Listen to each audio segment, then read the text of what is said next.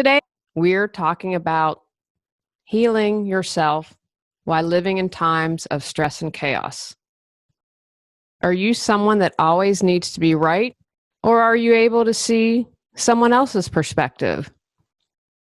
Do you lash out at others when life gets crazy? How do you handle stressful situations or when you're scared? Do you find yourself unfriending people who don't share the same opinions as you do on social media? Let's continue our month in this bonus episode. Does your clutter own you? On Clear Your Clutter Inside and Out, we'll teach you how to become aware of your clutter, along with action steps to declutter and create the life you desire. Come on, let's get started. Today's episode was inspired by a few things. I feel very close to this episode. I know that might sound kind of strange. It has the same passion for me as my episode on honoring your truth. It was inspired by a few things, mainly what I've seen on social media. I had a friend post on Facebook. She was worried there was going to be a civil war. That really gave me pause. I was surprised that someone could truly believe that, and she's not alone. This is inspired by those keyboard warriors, people who write nasty comments, hiding behind usually an anonymous name, or sometimes they don't hide and are really, hey, this is who I am, still being mean-spirited, saying awful things. This is about people who always make someone else wrong. If you're using shame a lot, telling others they are wrong, if you have a lot of self-righteousness going on, this episode's for you. I really hope people can support me. And remember, if anything I say upsets you or gets you angry, look within, because what others do and say is about them, and how you respond is about you. The other day, I wrote something on Facebook, how I do the podcast episodes. I write some stuff out, let them sit, edit. This one has just some ideas down, not a lot of really formed, written out things. Anyway, I posted on Facebook and people just attacked me. The vitriol coming at me was insane. Now they would say, oh, Julie, no, we just posted blah, blah. Everything's energy, and you don't have to be an expert. You can tell when people are throwing daggers at you, even if the words aren't saying it. Anyway, I posted facts, 2 facts on a Facebook post, and everyone went after me. And I'm like, whoa, this is not an opinion. You stated something. I'm sharing facts. Another reason I'm really passionate about talking about today is because we are so close to a tipping point. When we reach it and go over, things are really going to begin to shift. But what I'm seeing isn't supporting that. It's bringing us down. When I see people who put out hate and anger and self-righteousness at the other, whoever is opposite of them in thinking and opinions, you do more harm than good, because you are down at the lowest vibration, lowest common denominator. You're fighting for a cause. Isn't going to help it. It harms it. So what do? Go within. I'm sure I've mentioned this on other episodes, but it's so important now. You want to make a difference? Look at yourself. Clear your inner clutter. As you heal your pain and wounds, it makes a difference to the collective energy. As you heal your wounds, you give others the courage to do so. Don't hide from the truth. Remember, there are layers to this. I'm still clearing out clutter. I'm probably going to be clearing out inner clutter probably for a zillion years, a million years. I've done a lot of work and it doesn't end. I used to always think there's some end game. I reach this, I'm enlightened. Blah. No, it's continual. It takes work, it takes time, and it takes effort. For some, they quickly change, but for most of us, that's not true. Whenever I see these crazy posts on Facebook or social media, when people are really angry, all I can think is, those are your wounds. Heal your wounds. It's not about anyone else. Where are your wounds? I had a client come to me a few months ago, and I was blown away. They said to me, "I'm a mean person." They were embarrassed, and I was beyond impressed. How amazing. They were able to see clearly what wasn't great about them and what they needed to improve. If you're a mean person, that's driven by your wounds. If you can't acknowledge it, you can't change it. Looking at our dark side can be scary. I encourage you to be brave. For my women's group, I am reading The Power of Shakti, 18 Pathways to Ignite the Energy of the Divine Woman, and it's by Padma Ayan Prakash. Hopefully I'm saying that right. If you're watching on YouTube, you'll see a shot of the book. I'm reading this, and for my books for the book club, I don't like to mark up books. Books are sacred to me, and especially books that I read for this club, because every time I read a chapter, I catch something new. And so I had written kind of a draft of this and was rereading this chapter, because a lot of times my mentor makes us reread the chapters, and I get it now. So self-righteousness comes up for a lot of people. And I had this incredible aha moment and wanted to share this. And this is on page 63. I want to make sure credit is due to him, because this was such a powerful, profound statement. Righteousness, or the desire for light to the exclusion of all else, leads to rejection of our own darkness and of lessons we might learn from matter and the subconscious. This misplaced rigidity has led to some of the greatest wars on our planet and the false notions of some religions being better than others. Love includes all in its embrace, regardless of what we are. If you find yourself being self-righteous, again, another clue, we have something here to heal. When we hate another, we have that hate towards ourselves. When we judge another, we judge ourselves. If we truly loved ourselves unconditionally as is, if we all did that, we wouldn't recognize the world we live in. Focus your energy on yourself, not others. If we would spend time improving ourselves, clearing our inner clutter, healing our wounds, everything would change. We wouldn't need to yell at the other person. And remember, as we go up the spiral, as we change the energy, people are automatically, most likely, going to change. It's like when you're in a relationship, and if you start to become healthy, say if you're in an unhealthy relationship, then the person's either going to rise up with you or they're not, and then they're going to be out of your life.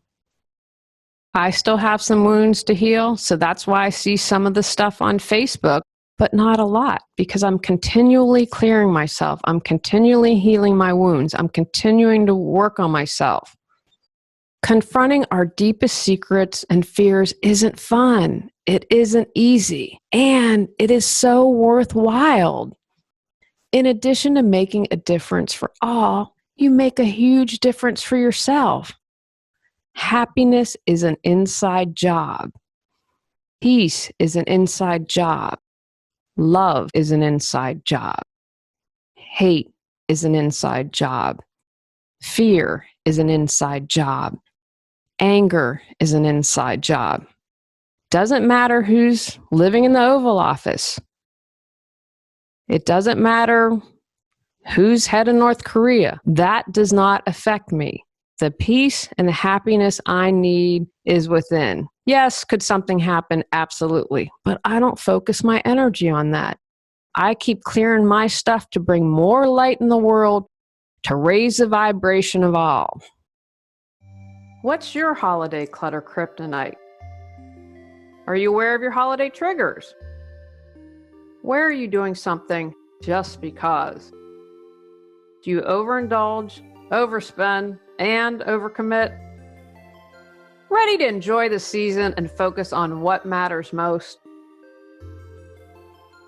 Get control of your clutter so your clutter doesn't control you. Reclaim time, money, sanity, and resources. Holiday Got Clutter 365 journal prompts supports you in clearing your holiday clutter. Free gift with purchase to support you even more in your journey to declutter your life. It's like that quote earlier. If people cleared their wounds, we wouldn't have war. I am not perfect. I'm not even close. I fall down, probably most days, and I get back up. I work on myself in some way, shape, or form every single day. I talk a lot about my mentor and coach, as she has been a huge support in this process. Huge. She doesn't let me get away with anything. She tells it like it is, all from a place of love. I once asked her, does she trip? Does she fail? And she said, of course I do. I just feel the feelings and release it. It doesn't stay there. I've talked about this on other episodes. There was one in July about feel your feelings. Go back and review that. Take the time to heal those wounds. Are you in pain? Yes, there's nothing wrong with that. Feel it. Feel the sadness. Feel the anger. Feel the fear. And then release it. If you don't, it stays there. Try not to spend your time making others wrong and yourself right.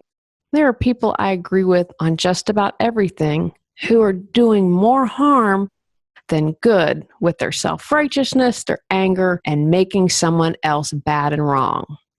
If you healed yourself, you would be neutral and allow you to see different and larger perspectives.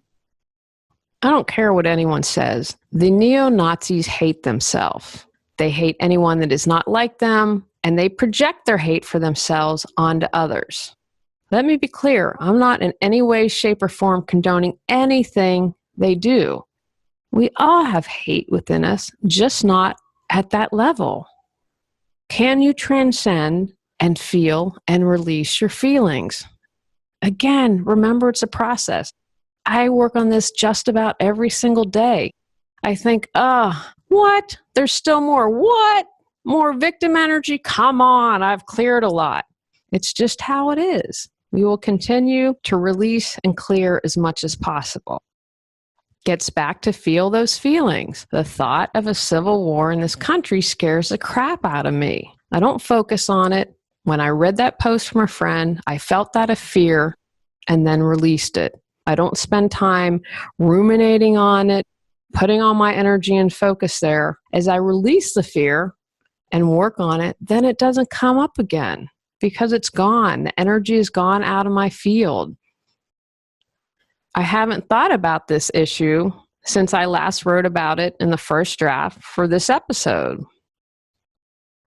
I also want to point out, you can stand up to hate with love. Yes, you can. You can have boundaries from a place of love.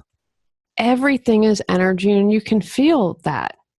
Instead of saying, you're a jerk, be curious. Why do you feel like that? Have a conversation. You don't have to agree with someone to love them, to feel their pain. You have pain, you just express it differently. Don't make someone else wrong. Take inspired action. I've been criticized by some people for not taking enough action.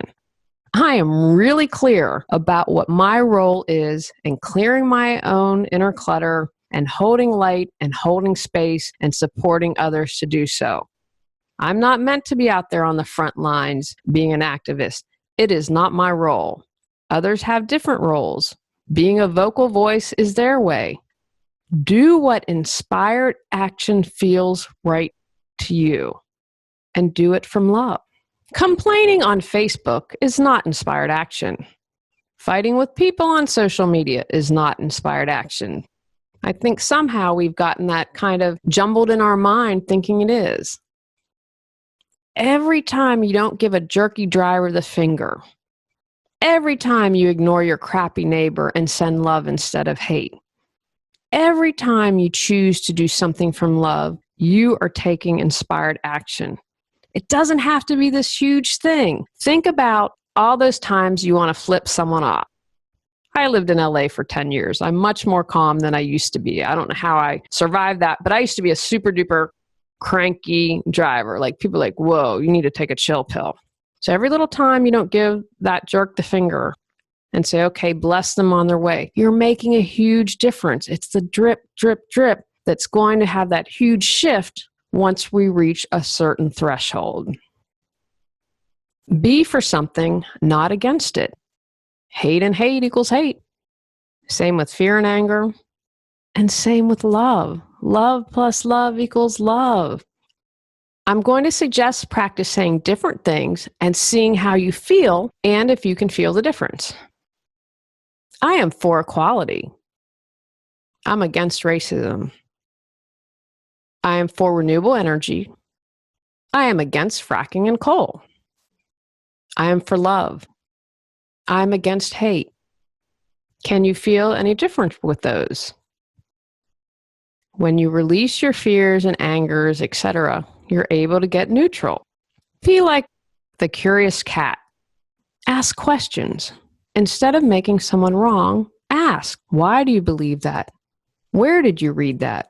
Have you ever talked to someone that doesn't look or think like you? Make it like a treasure hunt. Get neutral and diffuse some of the trauma. There are wounds behind that pain. There are wounds behind that anger. There's pain behind that hate. Most of us have experienced some stuff that's not exactly great. When you learn about others' pain, hopefully you can have more compassion. Can you notice a difference when you ask questions? Does your energy seem to shift? Does your heart seem to open? My hope is you will be going within, releasing emotions, and doing this for the rest of your lives. This doesn't mean you're bad, ineffective. You're simply clearing your clutter.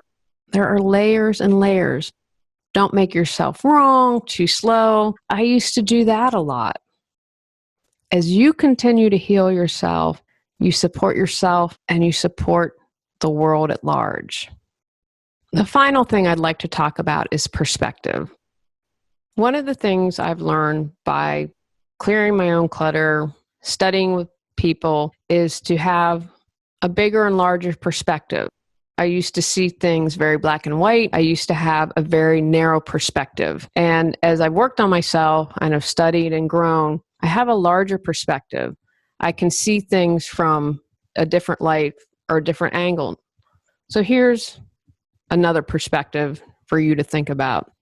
Perhaps we need all this ugliness and darkness to come to light to heal it. So instead of fearing it and thinking how awful it is, my thought is, wow, thank you. This junk, these awful feelings have been hidden for so long. It's being acknowledged so we can feel it and we can heal it. Politics is one of my least favorite topics and I don't like to talk about it. But again, I want to offer a perspective here. Let's say Clinton had been elected. It would probably have been status quo. Not much would change. There's still a lot of corruption in politics. As far as I'm concerned, it would have been the same old, same old. So now we have Trump in office. He has angered so many people that they are demanding change. So what would be worse? All of this chaos and darkness coming up to be healed, or the status quo where the darkness would stay stuffed and real change probably wouldn't have happened? The ugliness would have stayed hidden and couldn't have been healed. Just a different take. You can agree or disagree. I encourage you, broaden your perspectives. Start talking to people. What do they think? How can you see something from a different perspective? And again, if something has really upset you, that is a wound that needs to be healed. Doesn't matter what I say or do. Your happiness comes from within. Your peace comes from within, as does your anger and fear. How will you go within to heal? What wounds can you heal? As always, if you need professional support, whether that's a therapist, a life coach, a group of people, seek support. There's no shame in that. Take actions. Acknowledge a fear. Feel the fear and release it in whatever shape supports you. Practice coming from love. Instead of giving someone the finger when they cut you off in traffic, send them love. Send them blessings. Test out being for something instead of against something. Say things out loud and see if you feel a difference. Upset, go within. Angry, go within. Physician, heal thyself. Go out, clear the clutter to create the life you choose, deserve, and desire. Clearing your clutter allows you to share your gifts with the world. Get your free self-assessment to discover your clutter priority at reawakenyourbrilliance.com. If you've enjoyed Clear Your Clutter Inside and Out, please rate, review, and share us.